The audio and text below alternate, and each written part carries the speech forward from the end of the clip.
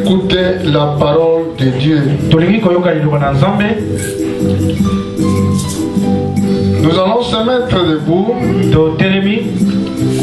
pour lire les Écritures.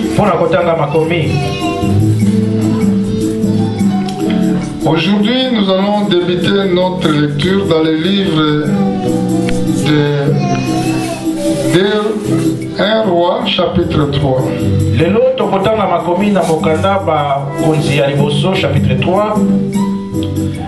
C'est pour continuer notre thème.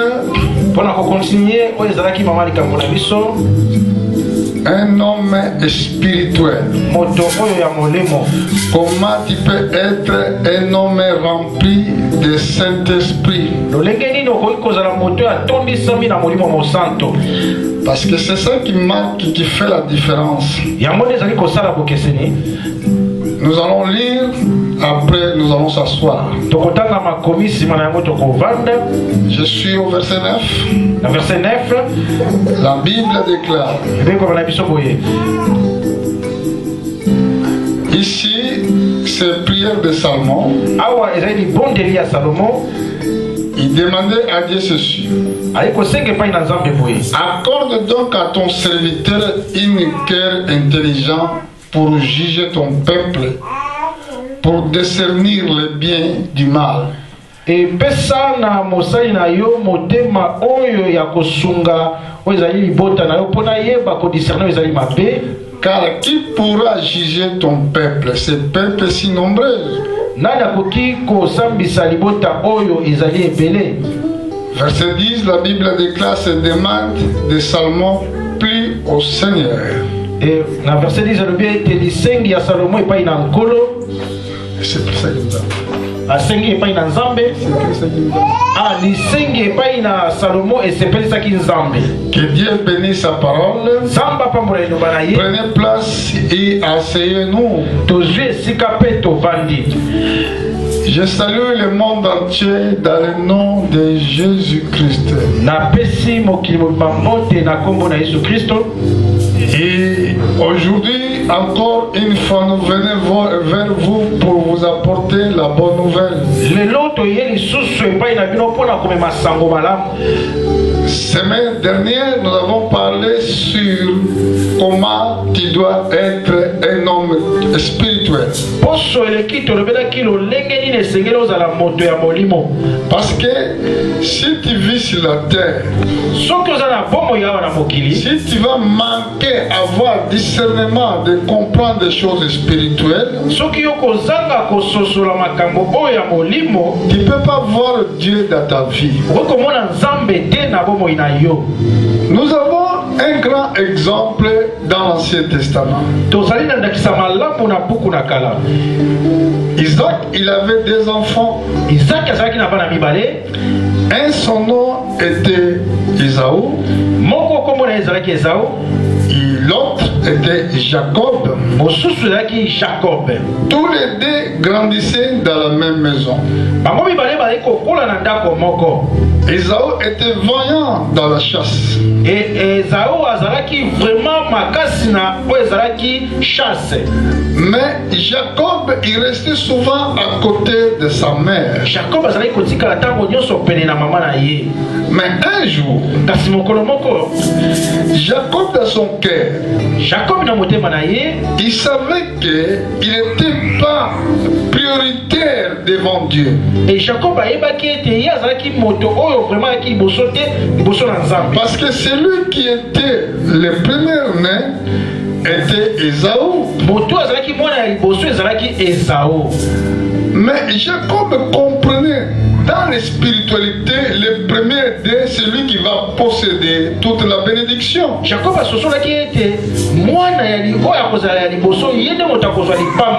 mais comment je peux faire afin que c'est moi je deviens le premier-né? Mathématiquement c'est impossible. Mais spirituellement c'était possible. Un jour, mokolo moko Ésaü venait du chasse. et Esaü auti koboma banyama Il avait faim.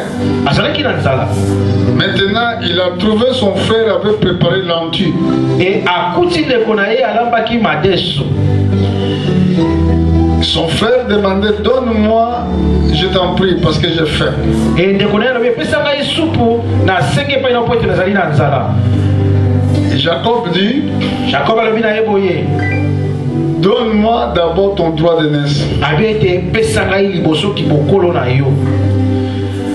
Ésaü dit, oh, mais donne-moi, mon frère, j'ai faim, donne-moi quoi manger. Esaü alobi ete epesa ngai ndeko na ngai po ete nazali na nzala. Et Jacob répétait, je veux que tu dises que dans ta bouche que moi je suis maintenant le plus grand. Et Jacob alobi ete nalingi yo loba na monoko na yo ete ngai nakomi mokolo na yo. Mais voilà que tous les deux, quand ils sont nés, Et tala bango mibale ntango bapotamaki Ésaü était le premier. Esaü azalaki mwana ya liboso Et Jacob était le deuxième. Jacob azalaki mwana ya mibale. Mais comment ça va se faire? lolenge nini yango Toi ekosala qui étais né dernier, ye apotami oyo ya mibale tu voulais être le plus grand. olingi kozala mokolo ya mosusu Dans les sciences, na lolenge ya mokili c'est impossible. eza ekokokokisama te, Ça ne se fera pas. ekosalamaka te. Mais regardez, dans la spiritualité, Na lolenge ya molimo Jacob cherchait quelque chose de plus grand. Jacob azali koluka eloko moko oyo ya mokolo. Est-ce que vous comprenez? tososoli yango Qu'est-ce qu'il avait fait? nini oyo asalaki. L'autre là, Ésaü, il n'a pas compris du tout qu'est-ce que Jacob demandait. Esaü azali kososola te nini oyo Jacob azali kosenga epai na ye. Il a dit, oh, moi, bon, donne-moi. Maintenant, tu es le prix aîné. Oh, tu es maintenant le premier né. Allez, donne-moi quoi manger. Abi ete pesa ngai eloko ya kolia nani ya sikoyo okomi na yo mokolo na Il ngai. a dit, déclare ça dans ta bouche. Abi ete tatola yango na monoko na yo. Donc, Jacob, Jacob il avait compris asosolaki ete toutes les déclarations. maloba nyonso ekomima Dieu prend ça en compte. nzambe azwaka yango na misala. Dieu prend toutes les déclarations en compte. Nzambe azwaka makambo nyonso na misala. Pendant que Ésaü, il a dit qu'aujourd'hui, tu es devenu le premier-né, Ntango Esaü alobi ete lelo komi mwana ya liboso. Jacob, il a donné à Ésaü l'anti pour manger. Et Jacob apesi ye biloko ya kolia po te ya lia. À partir de ce jour, Uta mokolo wana toute la bénédiction qui était prévue par Ésaü, ou que Dieu avait prévu pour Ésaü, lipamboli nyonso oyo nzambe asalaki ete Esaü azala na yango il est devenu maintenant pour Jacob. ekomi ya Jacob. Pourquoi? Mpona nini? Parce que Jacob était l'enfant le plus spirituel. Po ete Jacob azalaki mwana oyo azalaki na ye kati atondisamaki na molimo. Même chose Lolenge moko avec David. na Dawidi. David était un enfant trop spirituel par rapport à ses frères. David azalaki mwana oyo azalaki na molimo koleka bandeko na ye. Parce que si toi, tu comprends très bien les choses de Dieu, Soki ozali kososola malamu makambo na Nzambe, tu deviendras grand. okokoma mokolo. Jacob, il est devenu aujourd'hui père de tous les enfants d'Israël. Jacob lelo akomi papa ya ekolo moma ya bana Israele. Parce que le nom d'Israël, c'était le nom que Dieu avait changé à Jacob. Kombo oyo ya Israele ezali kombo oyo Nzambe achanzaki na Jacob. Pourquoi? Mpona nini? Parce qu'il était vraiment spirituel. Po ete azalaki moto ya molimo. Beaucoup de gens, ils vivent sur la terre, mais ne sont pas spirituels. Bato mingi bazali awa na mokili kasi bazali bato ya molimo te. Ils s'intéressent beaucoup dans les choses de la terre, terre. Ils s'intéressent beaucoup dans les choses du monde. Mais ils ne comprennent pas les choses de Dieu. Ah, la bénédiction vient de Dieu. Si tu vas être grand, maintenant tu seras grand aussi dans l'éternité. Si nous prenons exemple de Joseph, Joseph était l'enfant le plus spirituel que ses frères. Il voyait des visions, il voyait des songes, il voyait des interprétations. Il savait que ce que Dieu avait promis, il va le faire. Si nous allons voir les spiritualités qui étaient avec Daniel, et Daniel était l'homme trop spirituel, celui qui a écrit beaucoup de livres, il a écrit beaucoup de choses, prophéties qui va se réaliser dans le temps de la fin. Tous les hommes là qui étaient trop spirituels, dans la fin de leur vie, ils ont occupé les grands postes. Joseph, il était premier ministre dans l'Égypte. David était roi. Et Daniel, il était dans les cours de roi. Tous les hommes qui sont spirituels, Dieu les bénit. Maintenant, il écoute ici. Ici, c'est demande de Salomon. Qu'est-ce que Salomon demandait? Il demandait à Dieu, accorde ton serviteur une cœur intelligent pour juger ton peuple.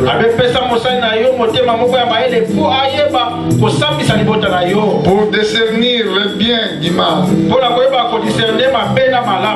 Car qui pourra juger ton peuple, ce peuple si nombreux?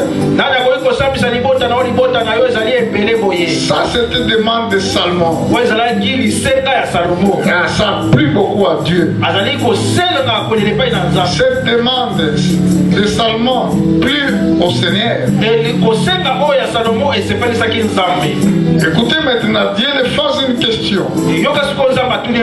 Et Dieu lui dit, puisque c'est là ce qui te demande, puisque tu n'as demandé pour toi ni une longue vie, ni les recherches, ni la mort de tes ennemis, et que tu as demandé l'intelligence pour exercer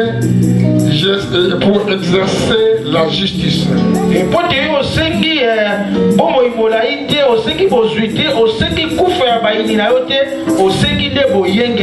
Voilà ce qu'il demandait. Beaucoup de gens, quand ils viennent à l'église, ils demandent seulement le matériel qui va les satisfaire. Ils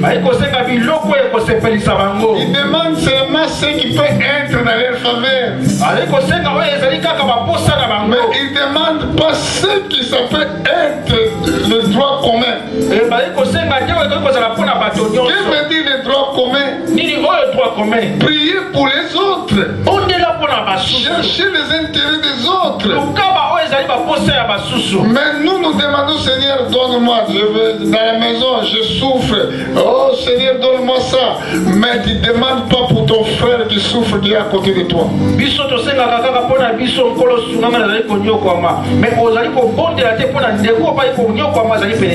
Être spirituel est pour penser pour les autres aussi. Ici, Salomon demandait la sagesse et l'intelligence. Au lieu de demander l'argent, au lieu de demander la victoire sur ses ennemis, Mais lui demande la sagesse. Qu'est-ce qu'il va faire ça? Qu'est-ce qu'il va faire avec la sagesse? Parce qu'il savait qu'il va diriger un peuple. Amen. Amen. Et voilà, c'est pour cela qu'il a demandé pour intérêt commun. Donc, dans d'autres termes, demander ce qui peut plaire à Dieu. Est-ce que vous comprenez? Parce que si vous demandez quelque chose qui peut plaire à Dieu, la réponse sera immédiate. Regardez ce que Dieu avait dit au verset 13. Je te donnerai autre ce que tu n'as pas demandé. Des richesses et de la gloire. De telle sorte qu'il n'y aura pendant toute ta vie aucun roi qu'il soit à ton pareil.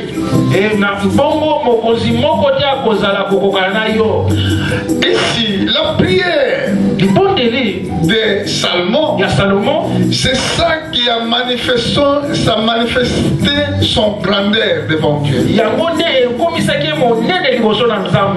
Nous allons regarder dans le livre de Deutéronome, au chapitre 28. Nous allons voir ce que la Bible dit. Si tu obéis la voix de l'Éternel ton Dieu, je suis au verset 1.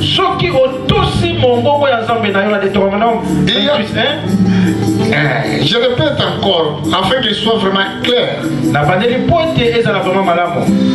Si tu obéis la voix de l'Éternel ton Dieu, et observant en mettant en pratique tous ces commandements que je te prescris aujourd'hui, l'Éternel ton Dieu te donnera la supériorité sur toutes les nations de la terre. Donc, si tu obéis la voix de l'Éternel ton Dieu, mais pour obéir la voix de l'Éternel ton Dieu, tu dois connaître sa volonté. C'est pour cela quand Jésus-Christ a montré les apôtres comment ils doivent prier, il dit, voici comment vous devez prier. C'est un impératif. Les amis, voici comment vous devez prier. Notre Père qui est au ciel, et que ton règne vienne. Premièrement, il paraît pour les royaumes de Dieu qui doivent venir pour les humains. Et que ta volonté soit faite sur la terre comme c'est fait au ciel. Donc les hommes terrestres, ils doivent être égaux comme des anges. Voilà la spiritualité. Est-ce que vous comprenez? Amen. Voilà la spiritualité. Donc celui qui comprend les choses d'esprit, parce que Dieu est esprit, et notre Dieu ne se voit pas. On ne peut pas le voir dans les yeux physiques. Amen. Amen. Mais si nous comprenons ce que la parole de Dieu nous dit, c'est là que nous devons, c'est là qu'on peut être les hommes spirituels. Ici nous avons vu dans le verset 2, dans le livre de Deutéronome chapitre 28, il dit encore à Moïse, voici toute la bénédiction qui répandront sur toi et qui seront ton partage lorsque tu de l'Éternel ton Dieu. Tu seras béni dans la ville. Tu seras béni dans les champs. Les fruits de tes estrades, les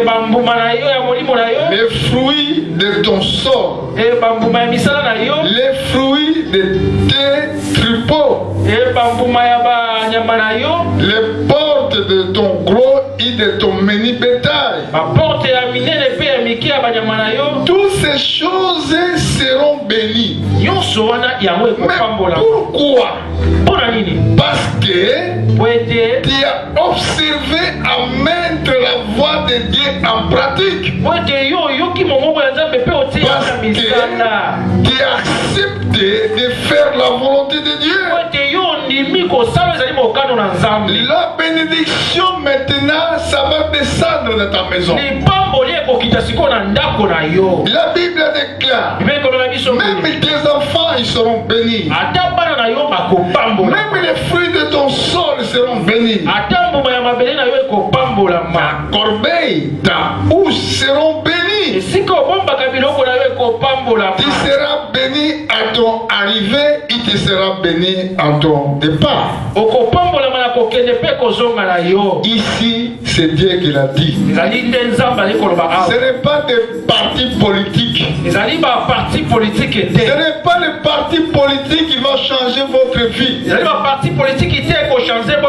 Parce que lui, il est homme comme moi. Comment il peut changer ma vie? C'est impossible. Et la Bible déclare, maudit soit l'homme qui met confiance aux hommes. Mais ici, nous avons vu celui qui est spirituel, qui comprend les choses de Dieu. Il est un homme béni sur la terre. La Bible déclare, l'Éternel te donnera la victoire sur tes ennemis qui s'élèveront contre toi. Il sortira contre toi par un seul chemin. Ils fuiront devant toi par 7 chemins. Écoutez au verset 8. L'Éternel ordonnera la bénédiction d'être avec toi dans tes greniers et dans toutes tes entreprises. Il te bénira dans le pays que l'Éternel ton Dieu te donne. Tu seras un peuple saint. Tu seras comblé de toute bénédiction. Tu seras la tête, non la queue. Pourquoi? Parce que tu obéis la voix de l'Éternel. Mais tout ce que vous cherchez, mes frères, partout dans le monde, mais ça se trouve tous dans la parole de Dieu. Souvenez-vous ce que Seigneur Jésus-Christ avait dit. Cherchez premièrement les royaumes des cieux et sa justice. Et toutes ces choses, ça va être donné au-dessus. Hein? Je voulais le lire afin que je dise comme dit les Écritures. Dans le livre de Matthieu chapitre 6. Regardez au verset 30. Dans le verset 31. Regardez ce que la Bible dit.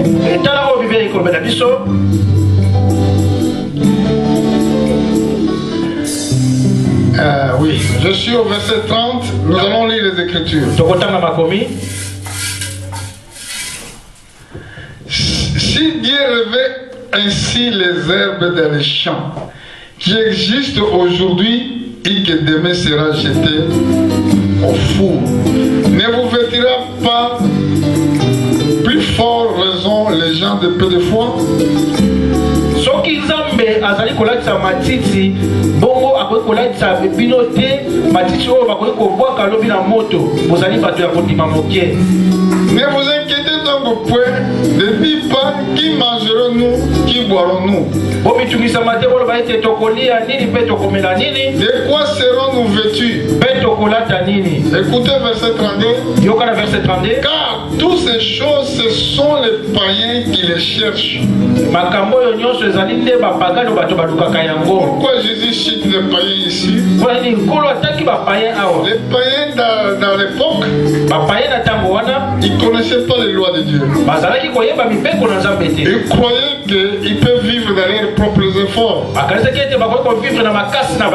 Même l'oiseau, il ne vit pas à ses propres efforts. Nous tous, nous vivons ce que nous vivons selon la volonté de Dieu. Pourquoi Jésus a dit, donne-nous le pain quotidien. Même votre pain, c'est Dieu qui te donne. Votre vie, c'est Dieu qui contrôle. Avant de vivre bien sur la terre, tu dois être un homme spirituel. La vie sera longue pour toi. Dieu va te accorder longue vie. Dieu te bénira de tout ce que tu feras sur la terre. Oh, la bénédiction sera partout. La Bible déclare au verset 32 toujours. Votre Père céleste sait que vous avez besoin. Cherchez premièrement le royaume et la justice de Dieu. Et toutes ces choses vous seront données par-dessus. Je veux dire le royaume de Dieu. C'est le baptême du Saint-Esprit. Si tu es baptisé du Saint-Esprit, maintenant tu deviens un homme spirituel. Maintenant c'est le Saint-Esprit qui va te conduire. Et Jésus avait dit, quand il sera venu, il vous conduira dans la vérité. Ça va vous faire discerner le bien et le mal. Vous allez savoir comment répondre aux gens. Vous allez savoir comment parler aux gens. Vous allez savoir qu'est-ce que Dieu est en train de faire dans ton temps que tu vis. Tu vas connaître que le monde d'aujourd'hui, il va à l'enfer. Tu vas savoir orienter tes familles qui ne croient pas à la parole de Dieu. Parce que tu crois tellement à la parole de Dieu, le Seigneur t'a accordé tout son esprit. Et maintenant tu es devenu intelligent. Un jour, nous allons lire ce verset. Je pense que ça se trouve dans le livre de 2 Samuel. C'était prière. Oh, David voulait construire à Dieu un temple.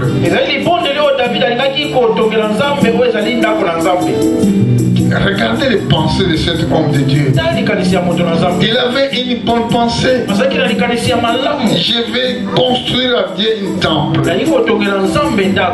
Celui qui fait cela, c'est quelqu'un qui aime Dieu. Qui peut donner même sa place pour le gloire, pour donner sa place pour le louange de Dieu. Que les gens vont venir pour louer Dieu. Là, c'était la prière de David. Pendant qu'il priait, maintenant Dieu a envoyé le prophète Nathan. Et regardez ce que le prophète Nathan a dit à David. Va dire à mon serviteur David, ainsi par l'Éternel, c'est toi qui me bâtiras une maison pour que je fasse ma demeure. Mais je ne peux habiter dans une maison depuis le jour où je fais monter les enfants d'Israël hors d'Égypte jusqu'à ce jour.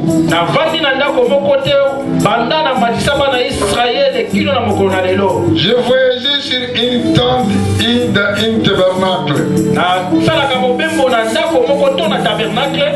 Partout où je marche avec tous les enfants d'Israël. J'ai dit à quelqu'un des tribus d'Israël et que j'avais ordonné de paître mon peuple Israël.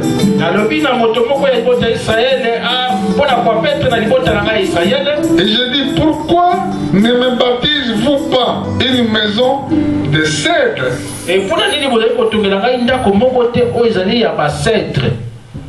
Là, c'était Dieu qui parlait.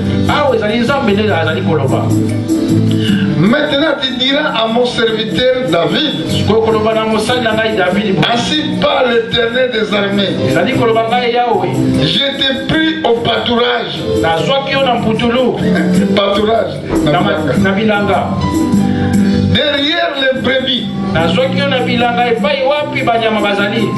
Pour que tu fasses, pour que tu fusses chef sur mon peuple, sur Israël. Regardez ici. Dieu a rappelé Moïse. Non, Moïse. David. Excusez-moi. Dieu avait rappelé à David. Où il a pris David. David, les jours quand Samuel a été pour oindre un roi dans la maison d'Isaïe,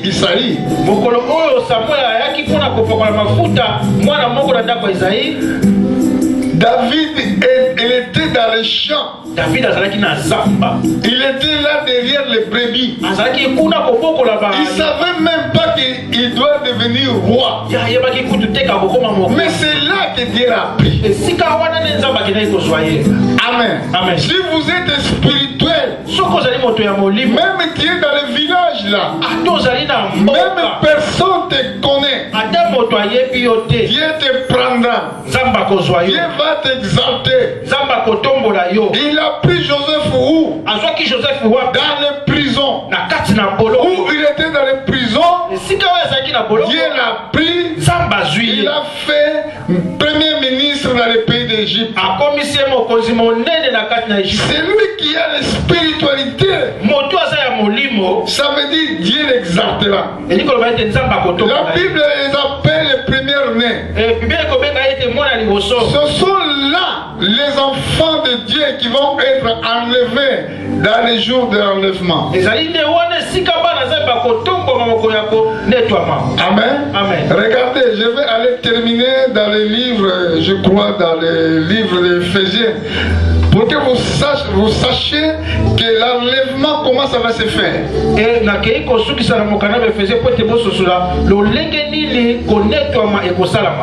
L'enlèvement, ce n'est pas des bébés spirituels. Quand vous venez à l'église, vous êtes assise, mais la prédication, merci frère, vous ne comprenez pas. Quand elle vous explique des petites choses, vous ne comprenez pas. C'est devenu difficile que vous soyez spirituel. Parce que comme vous êtes des bébés spirituels, vous n'allez pas comprendre même ce que Dieu est en train de faire dans le temps que vous êtes en train de vivre. C'est pour cela dans l'église de Dieu vivant, nous avons des dons. Des dons là qui peuvent nous servir à grandir. Regardez ce que l'apôtre Paul nous a écrit. Je suis dans le livre d'Éphésiens au chapitre 4. Verset 11. La Bible déclare. Il a donné les comme apôtres, les comme prophètes, les autres comme évangélistes, les autres d'autres comme pasteurs et docteurs. Verset 12. Verset 12. Pour le perfectionnement des saints, en vue de l'œuvre de ministère et de l'édification du corps de Christ. Jusqu'à ce que nous soyons tous parvenus à l'unité de la foi et de la connaissance des fils de Dieu.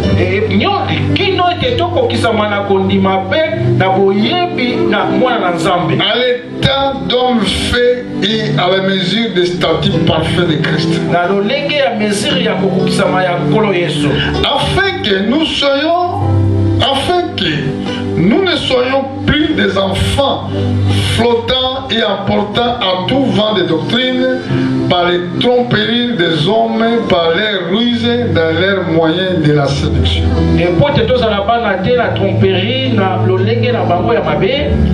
Les apôtres, les ministères, ça se trouve dans l'église. Ce sont 5 ministères. Mais pourquoi Dieu a donné cela? Pour le perfectionnement des saints. Afin que nous grandissons. Afin que nous allons avoir la connaissance de connaître le Fils de Dieu dans le temps parfait.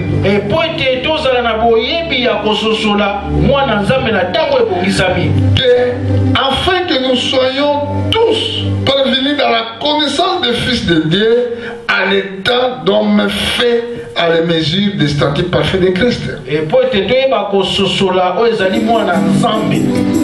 Amen. Amen. C'est pour cela, aujourd'hui nous avons prêché la spiritualité. Salomon, il n'avait pas la spiritualité dès le commencement. Il avait compris que je dois demander à Dieu qui me donne la connaissance, l'intelligence. Les apôtres même demandaient, Seigneur, augmente-nous la foi. Mais nous ne demandons pas toutes ces choses-là. Nous nous demandons seulement ce qui nous a ce qui plaît à nous-mêmes. Mais demandez plutôt ce qui peut être dans les royaumes des cieux. C'est pour cela que Jésus avait dit cherchez premièrement les royaumes des cieux. Demandez ce qui peut plaire à Dieu. Oh Seigneur, accorde-moi la connaissance. Accorde-moi la sagesse. Afin que je marche droitement devant ta parole. Seigneur, accorde-moi la foi. Seigneur, accorde-moi l'amour d'aimer les autres. Seigneur, fais-moi grâce que je sache obéir mon mari. Seigneur, accorde-moi l'amour d'aimer ma femme. Seigneur, accorde-moi amour de respecter toutes les paroles de mes parents. Seigneur, conduis-moi dans le chemin de la justice. Seigneur, accorde-moi l'humilité. Parce que l'humilité possède la gloire. Seigneur, ôte à moi toutes les choses qui ne sont pas agréables à toi. Seigneur, fais que je sois juste. Comme c'est écrit, toutes choses que nous demanderons selon sa volonté, il nous accordera. Mais si tu veux que Dieu soit avec toi, tu dois savoir comment, qu'est-ce que tu dois demander. Et Salomon, il savait, je dois demander la sagesse. En demandant la sagesse, finalement, il ne savait pas qu'il avait demandé aussi la recherche. Parce que dans la sagesse, c'est là qu'il vient la recherche. À demander, si vous demandez le royaume des cieux, dans le royaume des cieux, c'est là que se trouve la bénédiction. Et toi, tu demandes d'autres choses qui ne peuvent pas rien faire dans ta vie. Demandez d'abord le royaume de Dieu. Soyez spirituel. Marchez avec Dieu. Essayez de comprendre la volonté de Dieu. C'est lui qui est ton Père. C'est lui seulement qui peut te donner tout ce que tu as besoin. C'est lui qui t'a tissé dans le ventre de ta mère. C'est lui qui connaît tes jours que tu vas vivre sur la terre. Et toi, tu es pèlerin voyager sur la terre. Sur la terre, c'est là que tu dois avoir la bénédiction qui dit, oh, tu vas créer la recherche céleste. Pourquoi? Nous allons être récompensés les jours que nous quitterons la terre sur toutes choses que nous avons fait sur la terre. Et quand tu es sur la terre, qu'est-ce que tu fais? Si tu ne fais pas les choses qui sont agréables à Dieu, tu mourras. Tu vas aller en enfer. Parce que tu étais un serviteur inutile. Mais si tu voulais être utile, tu dois demander la sagesse de Dieu. Tu dois demander, oh Dieu, accorde-moi la sagesse pour te servir.